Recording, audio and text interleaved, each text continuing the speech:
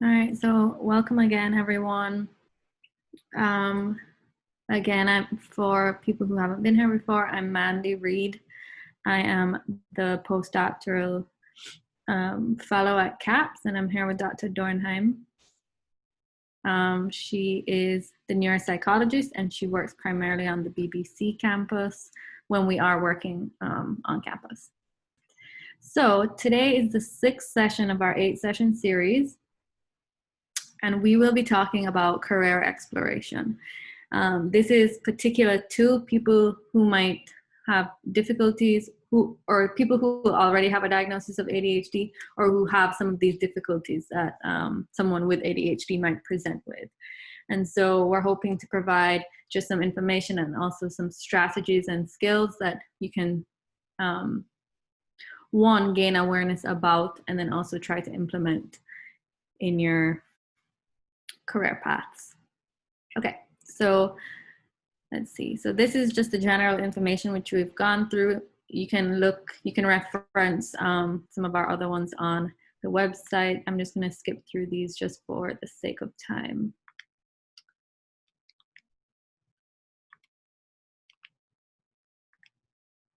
Okay, so we're going to start with, what are good working habits?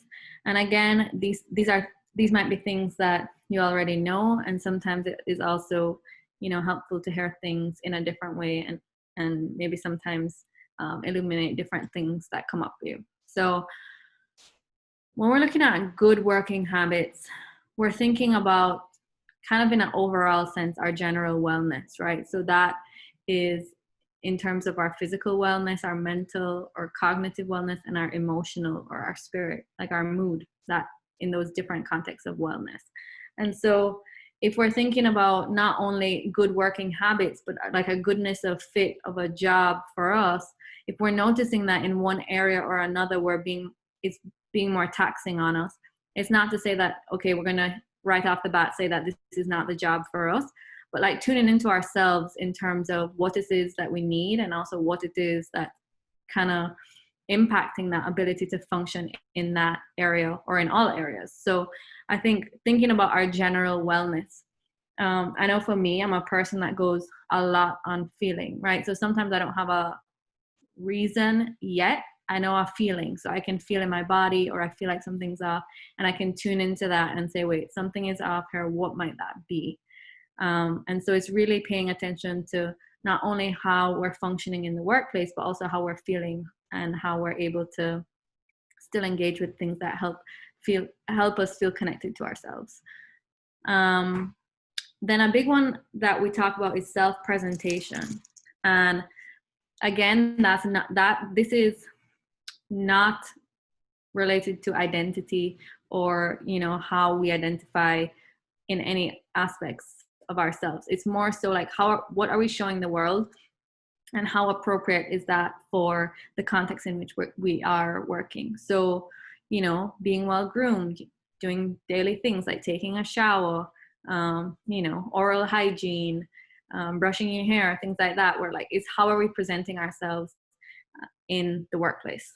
Our attire, so the clothes that we wear. Again, we all have our own styles and our way of dressing, and it's not to say don't do that. It's saying like thinking about the appropriateness of the context that we're in. So for example, if you're working in a corporate office, you're likely not going to show up in jeans, shorts, and a t-shirt, right? So it's thinking of like what is going to be appropriate in this context. Also thinking about the social and cultural situations at hand. So I think this is a bi-directional thing, right? Like we want to think about our own social and cultural norms and kind of what feels good for us.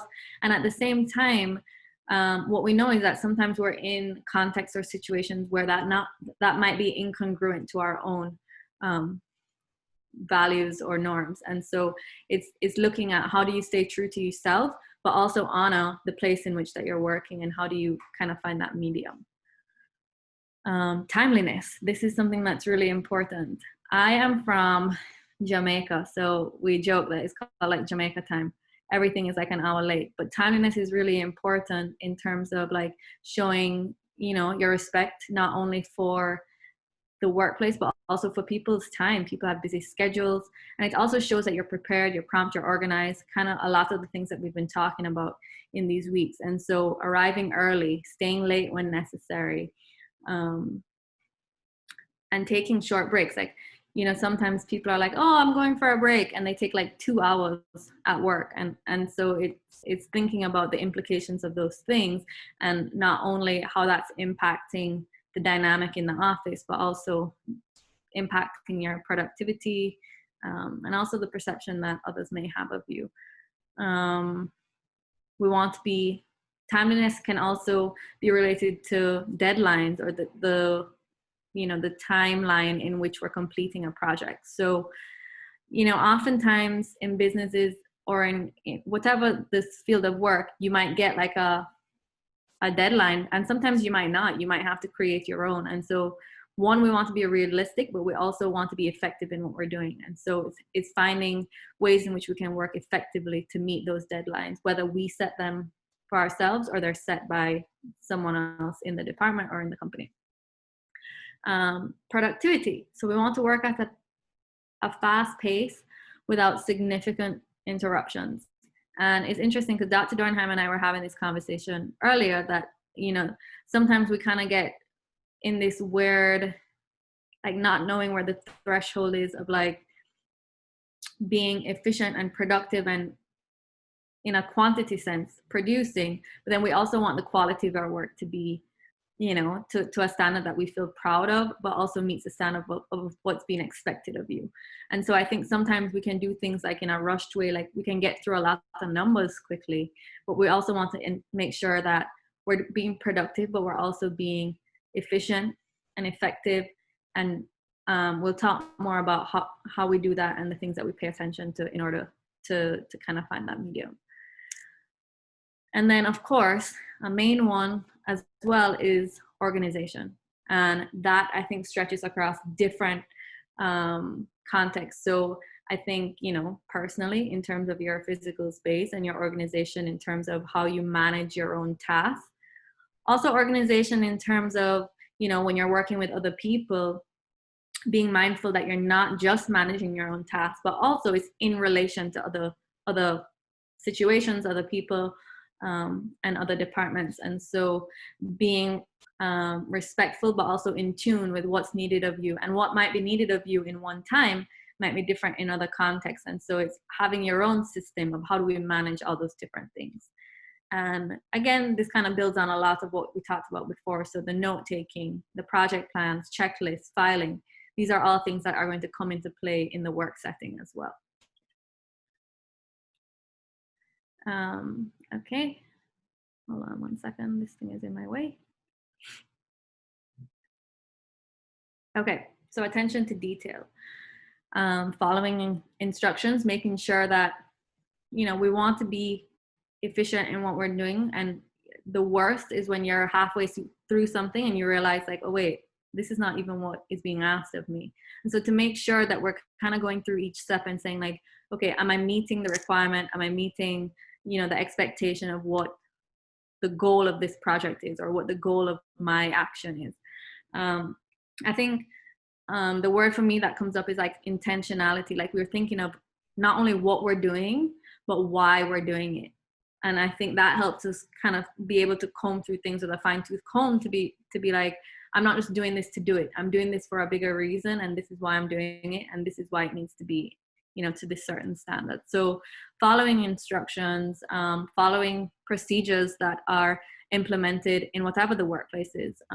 I've worked in different counseling centers. I've worked in different settings, meaning schools, clinics, whatever, and each place has policies and procedures that are unique to that place. So while you're still working within, these overall ethical or legal guidelines, you're also working within that particular place's procedures and policies that they have as well. So it's making sure that you're familiar with it, you know it, and also recognizing when you maybe need to reference, the manual or whatever it is that those resources are within that workplace. And then staying focused and mindful in performing tasks and responsibilities. So we want to be really present in what we're doing. We want to be in the moment, and giving as much of our attention as we can to that specific thing in that specific time. And so mindfulness is a practice that I referenced last time as well. Is something that we're constantly, I think, working at, but can show up in every aspect of our lives, and is something that we can always come back to. The follow through and consistency. So, not only are you fulfilling your tasks, your commitments, your responsibilities, and finishing what you started, but you know that you can be relied upon. That is something that across all tasks. Because like sometimes I think this happens where you have one huge thing, and you can put your energy into that, and that is great. And the turnout for that, the outcome for that is excellent. However, we have all these other things that we have to do as well. And those things might lag because our energy is here. But the truth is, in our workplace, you're not just seen for that one thing that you're doing, but instead as a collective of all the different tasks that we're engaged with, even if they're at lesser demanding levels or of the nature of the big main project. And so it's thinking collectively about your integrity to the work in general, and also your consistency and the way that you approach even the small tasks. Because sometimes what we know is that those small tasks are really important, even if they're just like, feel mundane or not as significant. And then it's taking initiative, right? So being a self-starter, being proactive in terms of thinking ahead, like what can I do to get myself started? What can I do? What can I bring to the table that's different, or to show that I'm in a place of, I'm critically thinking about this. I'm not just being reactive to what's being asked of me. I'm taking, interest and engagement in the process outside of just the bare minimum. And I think that is something that helps you stand out, in that you're not necessarily just kind of going through a checklist, but instead you're bringing parts of yourself to it as well. And it's also like, I think a part of initiative is empowering yourself to say like, look, I might think about this differently, or, I might approach this differently, but this is me taking a stance of like, what can I bring to the table? Okay. So how do we not get overwhelmed at work? That's really difficult. I think, in any workplace, especially if you're just starting there and you're just learning the culture, you're just learning, like I said, those policies, procedures. Some places have more steps than others. And so sometimes it can get overwhelming. It can also get overwhelming when you're doing a lot of different tasks at the same time, or have a lot of different demands on you. And so I think this is something I've referenced before, but that sense of our words having a lot of power in terms of how we feel. So sometimes we can have a feeling, and that's not to say you shouldn't. We're all human beings. We all have feelings. We all have doubts or stresses or things that trigger us into that place of, second guessing. However, I think the in that we have in breaking those negative thoughts, those cycles of negative thoughts, is the way that we're thinking about something. And so I'm always a big proponent of like allowing yourself to feel what you feel. You're feeling it for a reason.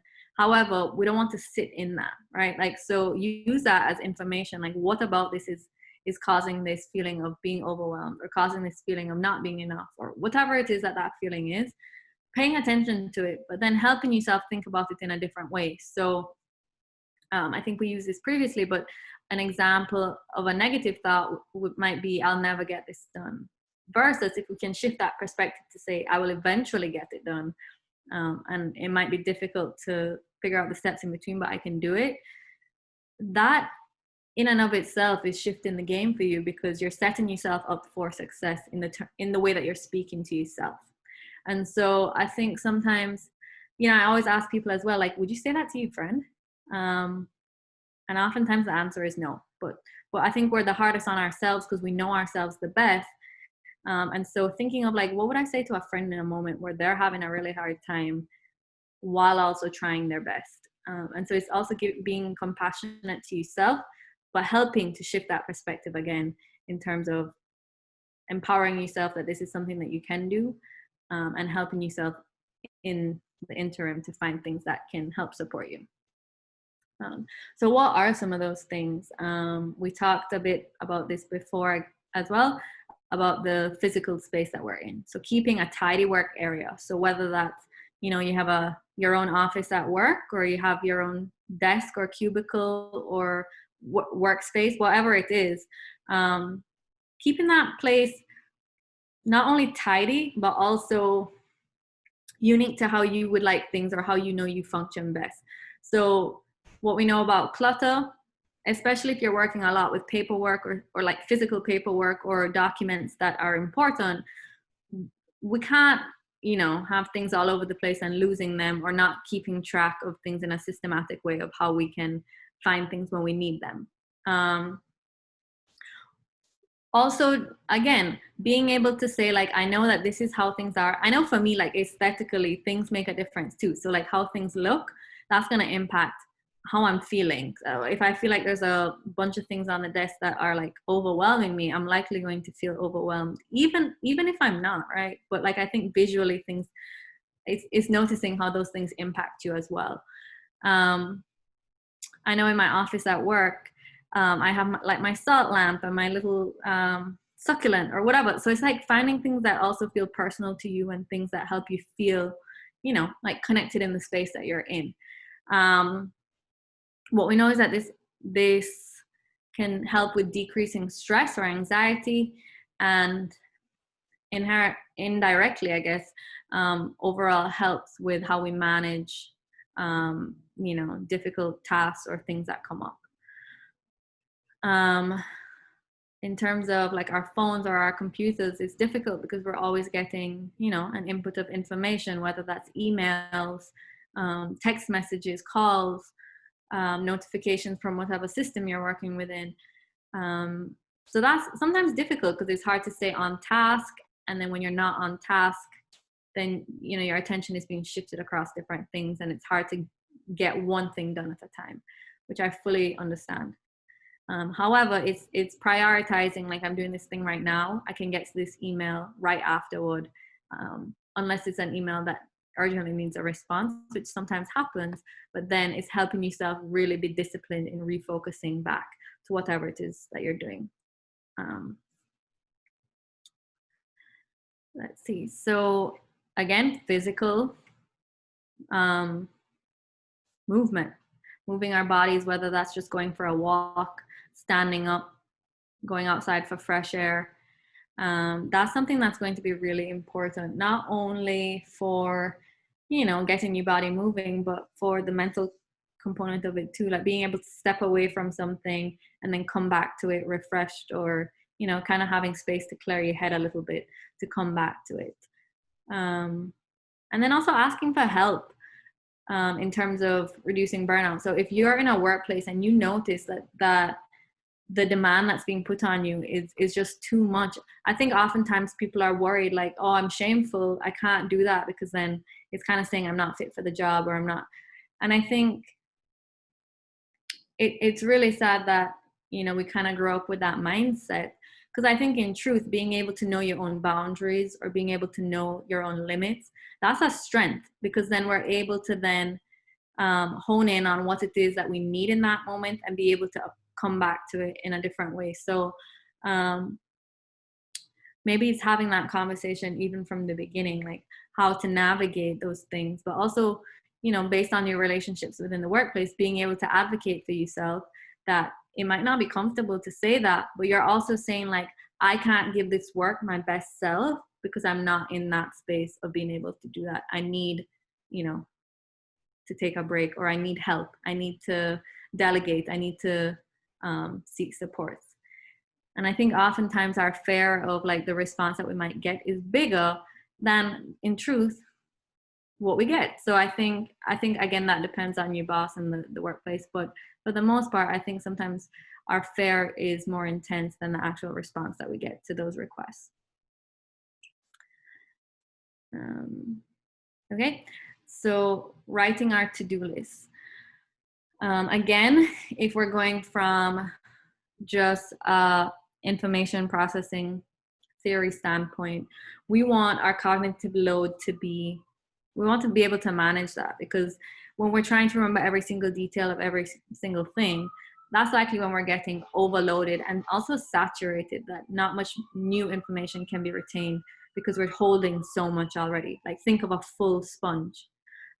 So we want to be able to, kind of squeeze some of those stuff out of the sponge, and that being like putting it on a to-do list, like having a physical representation of the information that you're holding in your mind, and being able to say, okay, I don't need to constantly come back to this and hold on to this.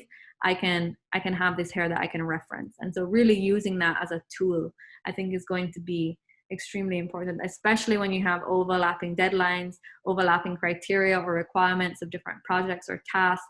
It's going to be very difficult to hold up all that information in your brain. Even as much as, I was someone I was like, I pride myself on my memory. But like, the more that you're doing, the more people you're seeing, the more work that you're doing, it's that much harder to remember the specific details that you're going to need to know in order to be successful at each specific task that you're doing. Okay, sleep, very important. So getting a good night's sleep. What research has shown, less than 7 hours of sleep increases anxiety. Also, if you think about just our functionality of when we're tired, I think I've said this before, but if we reach a certain threshold of being tired, we're almost functioning in the same as if we were intoxicated. And what good is that serving anyone, right? So what we see, in some of the research as well, like surgeons who are working for prolonged periods of time, it's not really ethical for them to operate on anyone, because their minds and their brains are not functioning at the capacity that they need it to be. So this one is interesting, this point of reducing the time you think a task will take. I think sometimes we give ourselves, we want to have that cushion of like, this might take longer. And sometimes things do take longer. However, I think when we stretch things out in that way, it allows for more time within, right? So like, have you ever been like, okay, I have an hour and a half to do this. I can just do this for 5 minutes, and I'm not really that pressed to do it because I have this much time. But then 45 minutes have gone by and you're still doing that side note thing.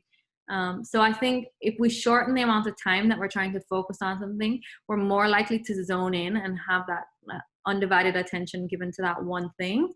And then you can use the other time that you were accounting for to do those things on the periphery. So I think it's a hard balance, because we also, again, like we said, we don't want to like schedule things too crunched in to each other, but we also want to be realistic that we probably don't need 2 hours to do a task that in reality might take us 45 minutes. Like, yeah, we want to provide that time, that cushion time, but we want it to be in a way that's going to be productive instead of opening up room for distractions. And a way in which we can do that is breaking things into smaller parts. So if we know that we have 30 minutes to work on this one thing, we can say like, okay, I'm going to work on these 2 specific sections of this task, and I'll get those done in this time. And it's not to say that because you've done it in that 30 minutes, that's it, but it makes it easier when you come back to it the next time. You already have it there. You can make the edits, you can, change things around in the way that you need it, but you have the core of what you need to do already done.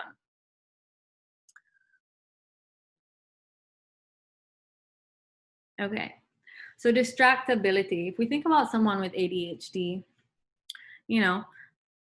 one of the main symptoms is difficulty sustaining attention or focusing in on one specific thing. And so that can be different types of things. So any external stimuli, meaning like sounds, visual distractions, those are things that you smell, like whatever it is, like from our senses externally, what's distracting us. But then we also have those internal distractions, right? So like daydreams or thoughts that come up, or remembering certain things. So we also have those internal distractions that can also be equally distracting, or even sometimes even more so distracting. And so the biggest challenge for adults with ADHD is helping to refocus when those distractions come in. And so For someone with ADHD who already has a diagnosis or, presents with these symptoms, we can request a private workspace that minimizes those external stimuli. We can take work home. That's not something I always, I think sometimes we have to do those things, but sometimes it's also good to separate like work and home, especially depending on the nature of your work. But sorry, needed a sip. Or work when others aren't in the office. So really thinking of like what's optimal for you in minimizing those distractions. Some people use white noise or like the background noise of like a sound machine or classical music or like rain sounds or things like that, nature sounds, as a way of you're still having some input of information, because some people can't work in like dead silence. I know I cannot. And so having some sound, but also not sound that's enough to reach that threshold of being distracting. So it's thinking about what's going to be most effective for you. Also, some offices have rooms that, we use for conference calls, meetings, things like that. So if it's not being used, maybe like utilizing that space, that if you work in an area that's more distracting, or maybe you tend to chat with your coworkers more often, maybe going in a space that helps you like confine you to maintain that attention. If you're doing a task, jotting down ideas in a notebook to avoid interruptions of the current task. So again, that cognitive load, right? Like we don't want to get distracted by it. We want to be able to put that down here. I know I'll come back to it, and let me refocus in to this thing here that I'm doing. When people are in meetings, keeping a list of ideas that come to you during the meeting so you can communicate more effectively. So that's like when someone is talking and you have a thought that you want to share, but they're kind of going on, and then now you've kind of lost the thought, or you feel like you've lost an in to kind of share that thought because now it feels not as relevant. So it's writing those things down, but helping yourself come back to them, because you had that thought for a reason and it's important. We want you to share that, but then it's finding ways to connect it to what's happening in the present. Performing one task at a time. Again, we are not good multitaskers. So it's really trying to be present, hone in on one thing that you're doing, and then you can move on to the next thing. Okay, so impulsivity. I don't know if y'all remember from the first session that we had in talking about some of the symptoms of ADHD. This might be one, right? So someone might have difficulty delaying that gratification. They might have difficulty kind of, reining in their own emotional experience. So someone might have temper outbursts. They might say whatever it is that comes to mind without really the forethought of like, wait, that might not be the best thing to say right now or the most appropriate. So what we see is that sometimes people might blurt things out. They might be more direct than meaning to be. They may interrupt people while they're speaking and things of that nature. So someone who has these difficulties, the first thing I think for anything is having that awareness that we do that, right? I think we can't change something unless we're aware of whatever it is we're wanting to change. It's just not possible, right? So that person has to tune into that awareness, and also tune into situations or be aware of situations in which they're more likely to do that. So is it more likely to happen in a one-on-one interaction versus in a big staff meeting? Or is it more likely to happen around specific topic areas? I don't know, like helping yourself or the person come to an awareness of when these difficulties tend to come up. You can help them kind of paint a map for themselves of like when to anticipate they're going to have to work a little bit harder at this. And so a skill that we tend to talk about a lot is using that self-talk to monitor those impulsive actions. So when we have an urge to do something, finding a way to ride that urge out, even for a couple of seconds to think, or a couple of minutes to just think about, wait, what is it I'm trying to say? And also, why am I saying it? Like, what's the function of it? Because I think sometimes we say things just to say them, and then afterward it's like, wait, why did I even say it? That wasn't even necessary or relevant to what we're talking about. So we encourage these people to kind of sit on something for a minute, and that might be uncomfortable, but being able to ride that out. Role plays are actually really helpful. Sometimes I have clients who laugh at me when I'm like, do you want to role play? And it might feel a little silly at first, but the benefit of our role play is that it kind of gets it into your body. So you get to be in the position where you're experientially maybe feeling some of those impulses or things that we can work on. Like, okay, wait, you just did that. And when you did that, I was like taken aback or whatever. Like, you can help point things out, but help also practice. Some of these things for someone with ADHD might be a lot of practice in getting it into their body. So that's, for example, I think we've all been through something like this where we talk about like, yeah, I'm going to do this, I'm going to do this. But when it comes to the actual situation, we don't do that. And that's because sometimes like our mind and our emotional system are not in sync. And so even though sometimes we know we should respond in a certain way, it's more difficult. And so a role play can be really helpful, as silly as that might feel. Another thing that you can do is ask for constructive feedback. So having maybe a coworker that you trust, or if you have that kind of relationship with your supervisor, your boss, like asking for that feedback, like, like setting the stage. I have a tendency to do this. If I do that, please feel free to let me know if I've come across in this way or if I've done this. I think that's sometimes hard because we can get defensive, or it can be hurtful to hear those things. So I think has to be some openness to that. And also having that rapport and relationship with that person is going to be important to get that kind of feedback, because it's likely that that's not going to feel good. But it's also constructive in a way that is helping you recognize things that you might not have recognized before. And I think that is also an element of where therapy is really helpful, because I think, a lot of what we do in our lives, we can replay that without knowing, in that therapy context. And so to use that as a tool as well to help notice those things that you're maybe doing. Practice relaxation and meditation techniques. So this is something that we can use to ride out that urge, right? I think I mentioned last time that mindfulness and meditation, that can also be something that we use to navigate difficult feelings. Meaning, we're not trying to get rid of the feeling, but how do we like ride it out so that we're not acting on it in the moment and then regretting it after? And then we can kind of give ourselves space to process. Like, have you ever like done something and then after the fact you're like, wait, I don't even know what I was thinking?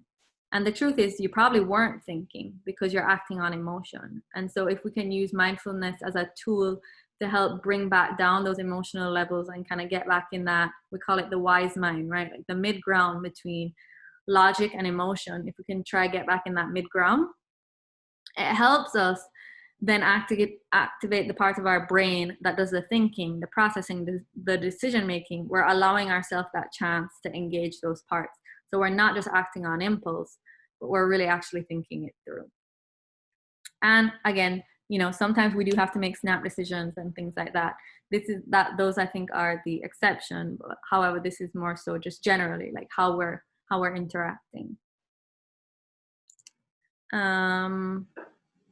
And I mentioned this earlier on. So anticipating what types of situations might trigger that response for someone, and knowing like, how can I start implementing these strategies earlier on before I'm at that like 100 of impulsivity. Okay. So hyperactivity. Not everyone who presents with ADHD has a hyperactive type. However, some people do. And so if we're thinking of like goodness of fit of the job, for someone with ADHD with a hyperactive type, they might be better at jobs that allow for movement or allow for, switching tasks more often. So someone like in sales, they're walking around, they're talking, they're being able to engage in different ways. However, for someone who's sitting at a desk all day, that might be that much more difficult for them. I think in general, for any human being, that might be hard to sit at a desk all day. But if you think about someone with these additional difficulties, it's significantly harder. So for someone with that, the recommendation we would give is taking intermittent breaks, doing something that entails that physical component, right? So releasing some of that energy, whether it's walking to photocopy, walking to get a coffee, just walking up and down the stairs if you need to. Some people take notes in meetings to avoid, like, one, it's that tactile sense anyways. You're using some physical movement in writing, and also helps keep you on task. So if you're having to listen to then write, it's helping engage all those different parts and helping channel that energy in a productive way in a meeting. Maybe bringing lunch instead of going out to buy lunch, so that you have that window of time for your lunchtime to maybe work out if your workplace has a gym or a place that you can work out. You might see that, you might even see this in class, like some people might need to get up or walk around or go outside and come back inside. That's also something that's adaptive. If someone is aware that they need to kind of do that, you might see people with those fidget toys or those things to kind of release that energy or that restlessness that they might feel. So it's really paying attention to what's going to be effective for your need in that moment, and honoring that there's nothing wrong if you need to get up and walk around and come and sit back down. I think in school, that's the misconception, right? Teachers are like, sit down, don't move. And for someone who has these difficulties, that kind of exacerbates it or makes it worse. So you're sitting there, you're feeling this urge to move, you're being told you can't. And so, like, if you think about even just the physical sensation of that, that's really, really difficult to manage. So, you know, if you're someone who needs to get up and sit back down, there's nothing wrong with that. It's just noticing like what you need for yourself in that moment. I know I'm going through, kind of skipping through different skills, but if you have any questions or comments, you can always send them in, like always. Okay, so now we're going on to memory. And so someone with ADHD, memory is an executive functioning skill, right? So they might have difficulty remembering deadlines, other responsibilities that they have. And especially if you're working a lot with groups, or, you know, I think a lot of times in companies, maybe you're the one working on something else, but someone is depending on that task for something else that they're doing. And so that can be frustrating or irritating to coworkers if they're having to remind you often that you need, remember to do this. I sent you this, can you follow up on that? Like, it's almost like they're having to micromanage what you're doing as well. And so that can be really frustrating for a coworker. And it can also be frustrating for you, right? Like, to be told something, the same thing 10 times, it's almost like you beat yourself up, like, why can I not remember this? So some strategies that you could use to try and improve your memory, using tape recording devices or taking notes in meetings. Sometimes I would do that even in lectures, where if I knew I had a professor who talked really fast and I couldn't always keep up with the notes, having that recording where I can go back to it and listen, that can be really helpful, because you might miss like big chunks of information when you're trying to translate that into your writing or even in typing. So having a recording device that you can have like what was actually said and the notes, I think, can go hand in hand. Write checklists to complete tasks. So we have our overall checklist, but then also breaking it into smaller components and having those checklists within the larger checklist. Using a bulletin board or reminders on our computer, or our Outlook schedule or Gmail schedule, or whatever kind of schedule you use on the computer. Using the features for the announcements to help remind you. Also color coding, things like that, where it just helps you keep track of what it is that you need to be doing. Using a daily planner, again, that can be the physical kind or the one on your phone, or, so many different apps now that can really help out with that. And then writing notes on sticky pads. Sometimes I put like Post-its on my door just to be like, remember to do this. I know sometimes, I think this is just like a weird like an old wives' tale or whatever it's called. But like when I was younger, I would put I'm right-handed, so I'd wear my watch on my left hand, and I put my watch on my right hand. So every time I go to look at my watch, I'm like, wait, I know I need to remember this thing, and I have it written down. I need to remember. So I don't know. It's finding word quirks for yourself of what work. I don't know if I'm the only person in the world that did that, but I don't know where I got that from. But it's finding things that can help remind you. Okay, so let's see. All right, boredom. Hopefully you're not having one of these right now, a boredom blackout. But that is, you know, when you're not feeling like you're being stimulated, like you're hearing the same voice on and on. Some people, especially people with ADHD, they can easily get bored. Even if it's something stimulating, they can't sustain that attention for that one thing for a very long period of time. And so when you find like doing tasks like detailed paperwork, kind of mundane, boring tasks, it's really hard to stay attuned to that detail, which we spoke about earlier on as being something that's very important, even for the tasks that, you know, are things that we do every day. We still need to be detail oriented in what we're doing so that we're making sure we're not making mistakes. And so to prevent boredom, we can set timers to stay on task. So we know that we're working within a certain amount of time. It kind of puts more of that like focusing on like, I need to do this and pay attention to what I'm doing. I don't have 3 hours to do it. Again, breaking tasks into shorter ones so that you're not doing one thing for 5 hours, but instead you're being able to do one thing and then switch to the next. Take breaks. So again, walking around if you need to. If you're in a lecture, drinking water, that's something that you're staying hydrated, but also you're like doing something, right? Like you're shifting your attention to whatever you're drinking and then you're able to focus back in. And then going back to just the goodness of fit of the job, right? So like, is this job, is it really like getting in the way of you being able to do the job by having to be in one place? Or is this like really something that's just not stimulating or interesting to you? For anyone, ADHD or not, it's really paying attention to, is this the right job for me? And again, not to say that if you're in a job that still feels good and connected to you, you're still going to have to do boring things or things you don't enjoy. And that's just the reality. So I think it's kind of paying attention to all those different things. Being mindful of the time. Okay, so time management. Someone with ADHD, they have difficulty managing their time.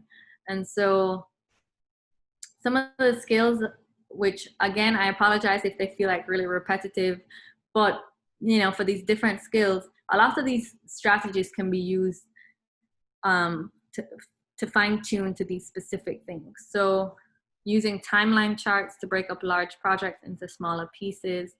We want to do step-by-step sections up until the due date. Reward yourself for achieving each due date. So those small goals within, having rewards, positive reinforcement. Using our watch, our alarm, planners, things to keep us on track of what those deadlines even are. And avoid overscheduling by overestimating how long each task might take. So again, like maybe being on the shorter end of how long you think the task is going to take, but not scheduling things so close back to back. Okay, the dreaded procrastination. Again, for those tasks that are either really hard or really boring or just something that we really have no desire to do, we can tend to avoid them, which might feel good in the moment. Like, yeah, I don't want to do that. I'm not going to do it now. But you're setting yourself up for really having more problems later on. That when it's due, you're kind of crunched for time and have to do it in a more rushed manner, which is not allowing yourself to give your best self. So again, breaking things into smaller tasks, always. I think if anything you take from today is breaking things into smaller tasks. Rewards don't need to be like, you know, a whole spa day to take care of yourself, but finding small ways that you can start feeling like, okay, this is worth working for. This is kind of a nice reward for myself after putting, work and effort into something. Sometimes it can be helpful to have a coach or even a therapist, like someone to help you kind of start implementing those things. And once you start getting those things in place, you might find that it's easier to maintain that versus initiating it might be a bit more difficult. If you're someone who has difficulty with like self-starting or self-discipline with like staying true to deadlines that you set for yourself, maybe it's having that external pressure put on you. So asking a supervisor to set deadlines for tasks. Sometimes I hear from people that like, it's not until my boss gives me this deadline that I really think it's important. So maybe setting those things in place for yourself as well. And then consider working on a team with a coworker who manages time well. So that's one thing to keep in mind, that oftentimes I think we learn from modeling. So we learn from seeing other people do certain things or seeing the way that, is helpful for them. And then we can, borrow things from their strategies or their skills and trying them, testing them out, seeing how they feel for yourself. So I think modeling is a big thing. So looking up to people or looking toward people who, maybe have those skills that you really want to work on, and using that as a way to help yourself as well. Because sometimes we really don't know what we don't know, and we can talk about doing these things, but to actually implement them, that might be harder, or you might have more difficulty. So whether it's using that coworker, a therapist, a coach, using the resources that you have. Again, difficulty managing long-term projects. We want to break them into smaller parts. This is where organization is going to be key. Tracking progress. Communication is going to be a big part of any workplace, any working relationship, or generally any relationship in your life. But particularly in a workplace, communication is very important. And so if you're working a lot on group tasks, or even if you're the only person working on a task, you have to be able to communicate with the people around you in terms of, where you're at, the outcome of what you're doing, and the implication for whatever it is that they're doing. And so if we're not able to translate those things, we find that we run into a lot of dead ends, or we run into a lot of issues in which there's miscommunication, misunderstanding, and then oftentimes that can be the source of conflict or tension. And what we know is that that's not an enjoyable environment to be working in.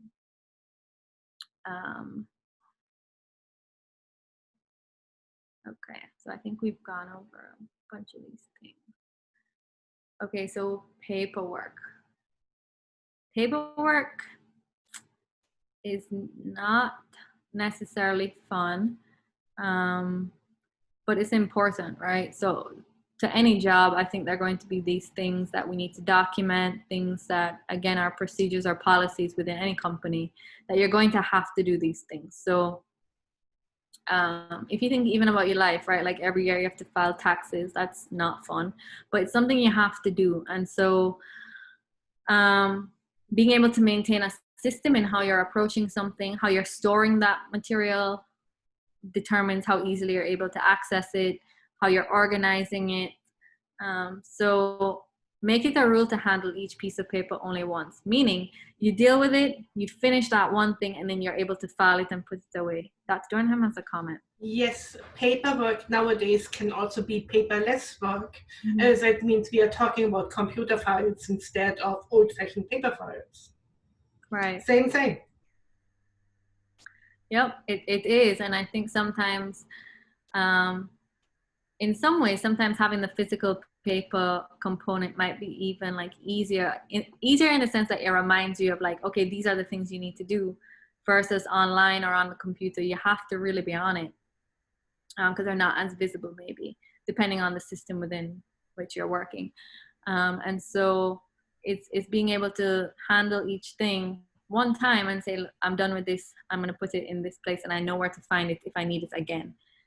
Paperwork is a big way also in terms of documenting what you've done. So if your boss ever says, like, I need to look at something, I need to know your thought process on it, you have physical documentation to back yourself up. And so it's thinking about it in that way, that these are things that are to your benefit, should anything, you know, go wrong or be misplaced, that you have that documentation there. And that's really important. Especially if you're interested in the field of psychology, what we know is that documentation is paramount. So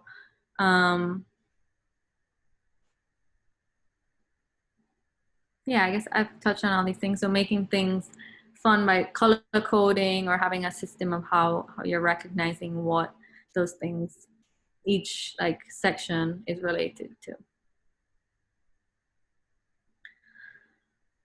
So just some important pointers to keep in mind.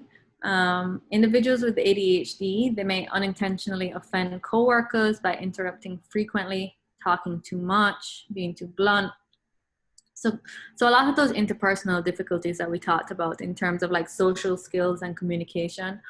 And so that's something to keep in mind. If you are a person that struggles with that, or you know someone who struggles with that, you know, it's providing, either asking for that feedback or providing that feedback to someone who maybe they're not even aware that they're doing that, or maybe they are aware of the implications, meaning like they can feel distant or estranged from a group, but not knowing what they did to kind of end up in that place. And so helping people or helping yourself, like ask for that feedback, ask for that input of information to help kind of fill things out for you to understand how your actions impact someone else.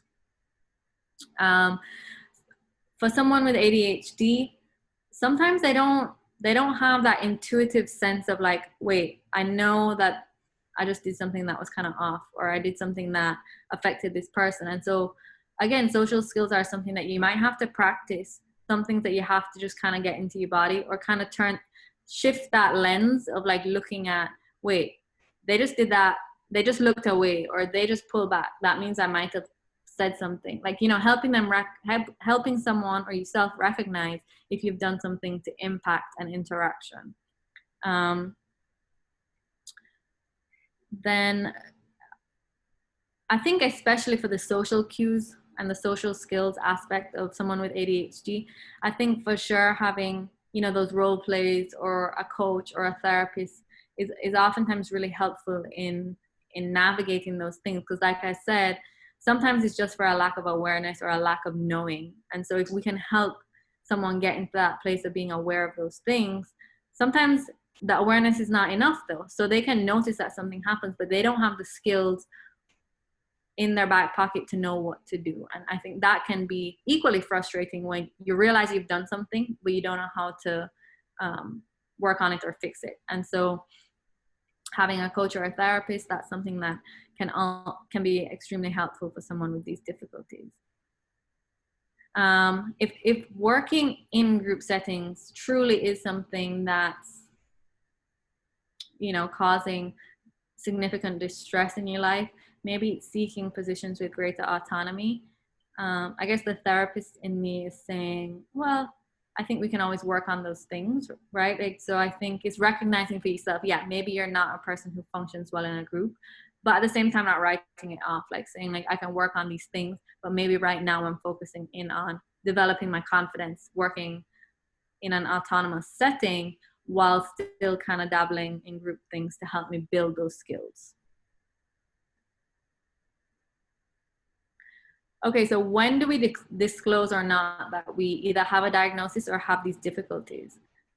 And so if you're in a workplace where you feel like you're functioning well, you're not being negatively impacted, or you're able to compensate for a lot of these difficulties, if you don't need accommodations or, you know, not having any obvious impacts to your work, then you might not need to share if you don't feel the need or don't feel comfortable. And the sad truth is that sometimes, you know, there are implications for sharing certain things depending on the setting. It's also knowing your supervisor, your boss, the culture in which you're working. And sometimes there might be negative implications for that, which is extremely difficult, because I think what we've been talking about this whole time is that it's not for a weakness, and it's not for a lack of ability. I think it's just a lack of maybe a skill set that can be developed in maybe different ways or compensated for in different ways.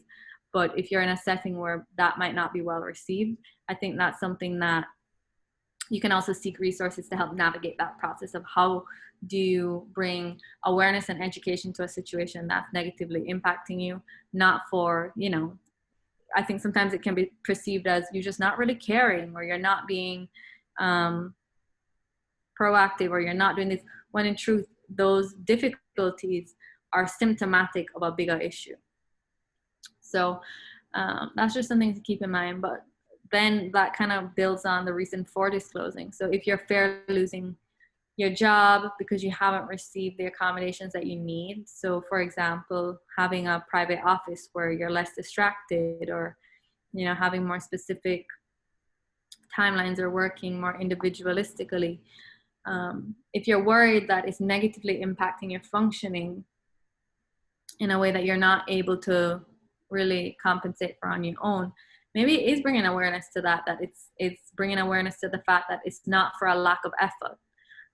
Because I think, again, that's the emotional part that comes up, that I think you're seen sometimes as lazy, or you're not trying, or this, you're not putting the energy in if you really just focus, when in truth, someone with ADHD, they're trying and they're doing all those things and it's still not coming to fruition in the end. So those are just some things to think about in terms of how you're telling someone, and also when and if even at all. Okay, so I know that was a lot, and that was a lot of different segments of, you know, our place in the work world and how we function.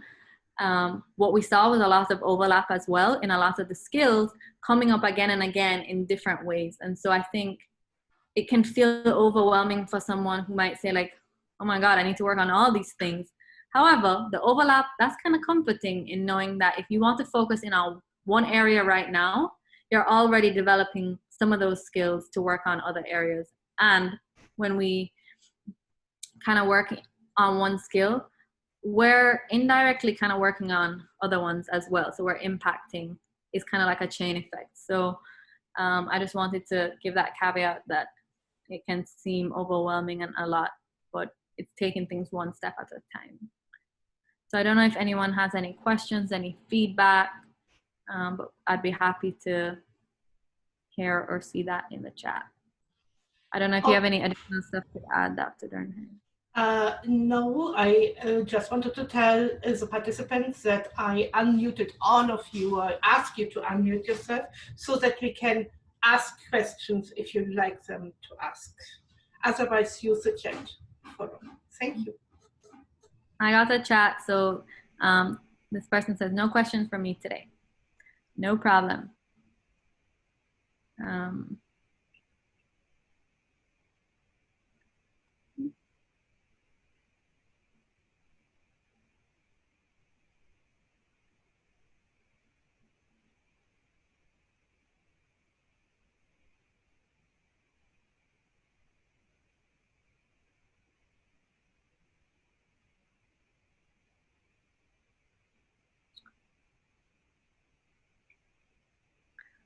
Okay, so I'm not seeing anything else come in, but we're always here if anyone needs any, you know, more information, resources, clarification. But like always, thank you again for joining. We hope it was helpful, and hope it can provide, you know, some new information that maybe can help work toward developing some of these strategies. So we'll see you for session 7, and we'll kind of do not an extension, but an overview of professionalism and things like that. All right, perfect. Well, you're all welcome, and thank you for being here. We'll see you all soon.